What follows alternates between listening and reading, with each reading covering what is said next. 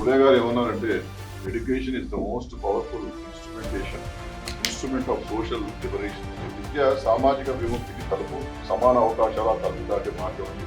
కాబట్టి ఇది ఆనాడు పూలే గారు సమాజంలో బలీయమైన మార్పు రావాలి, విద్య ద్వారానే చైతన్యం వస్తుందని చెప్పి ఒక స్ఫూర్తివంతమైనటువంటి నాయకత్వాన్ని అందించినప్పటికీ తొలి ప్రభుత్వం నుండి చూసినప్పుడు ఆనాడు విద్యకు ఏమాత్రం ప్రాధాన్యం ఇవ్వలేదు, రిజర్వేషన్లకు ప్రాధాన్యం ఇవ్వలేదు, సమానత్వానికి ప్రాధాన్యం ఇవ్వలేదు.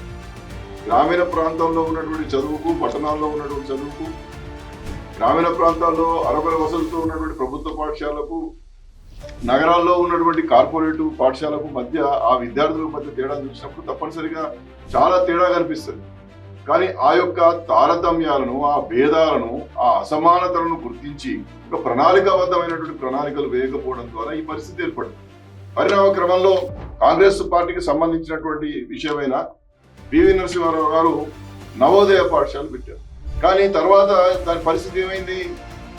ఆ నవోదయ పాఠశాలలు వారి ప్రభుత్వమే మళ్ళీ యూపీఏ 2లో అవన్నీ కూడా నిర్వీర్యం అయిపోయినాయి.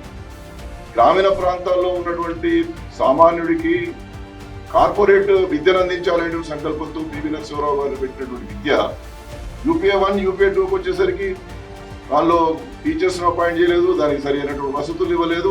ఆ జవహర్ నవోదయ పాఠశాల అంతా కూడా నిర్వీర్యం అయిపోయింది. ఇవాళ మోడీ గారు వచ్చిన తర్వాత మళ్ళీ దాన్ని హెచ్ఆర్టీ ద్వారా భారీ ఎత్తున నిధులిచ్చి అన్ని రాష్ట్ర ప్రభుత్వాలకు చాలా సమృద్ధిగా నిధులు ఇస్తా ఉన్నారు. కానీ ఆ నిధులను ఏం చేస్తా ఉన్నారు? రాష్ట్రాలకు వచ్చేసరికి వీరు వేరే వైపు డైవర్ట్ చేస్తూ ఉన్నారు. పథకం పేరు పెడుతున్నారు కానీ నిధులు పాఠశాల కోసం ఖర్చు చేయడానికి పరిస్థితి వస్తుంది. కాబట్టి ప్రజలలో మార్పు రావాల్సినటువంటి అవసరం ఉన్నది.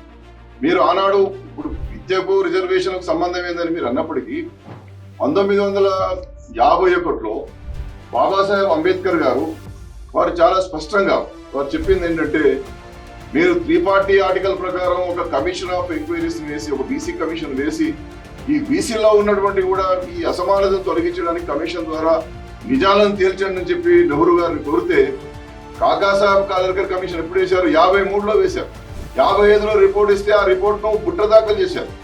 కాబట్టి ఇవాళ తొలి అడుగు నుండే కాంగ్రెస్ పార్టీ బలహీన వర్గాలను నిరోధించేటటువంటి కార్యక్రమము, సమాజంలో వారిని భాగస్వామ్యం చేసేటటువంటి కార్యక్రమాన్ని నెహ్రూ ప్రభుత్వం ఎప్పుడు చేయలేదు, ఇందిరాగాంధీ గారి ప్రభుత్వం చేయలేదు, దాని తర్వాత రాజీవ్ గాంధీ గారి ప్రభుత్వం చేయలేదు, దాని తర్వాత యూపీఏ ప్రభుత్వం కూడా చేయలేదు.